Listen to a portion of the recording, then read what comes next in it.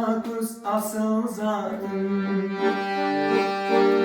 karşımda cürcü cadın karanın izdirkeli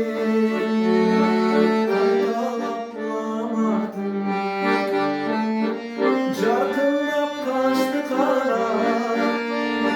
jakşı söz açılmadan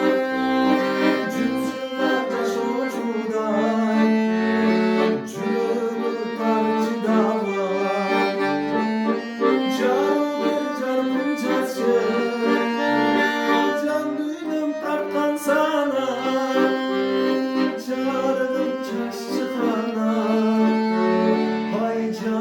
söz ayçıma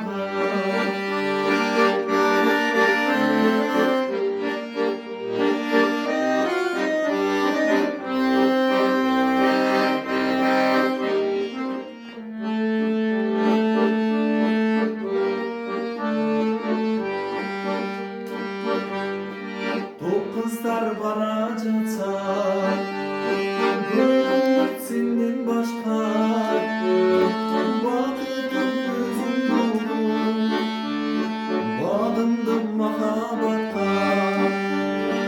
Çarkınlap kaçtı kağa jakşı söz açılmağa çümçümlap taş uçuda jürögü tarçıda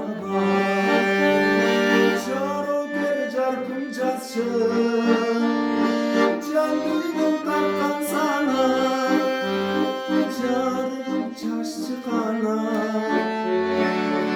jakşı söz ayçıma carım jakşı nami jakşı söz ayçıma jakşı söz ayçıma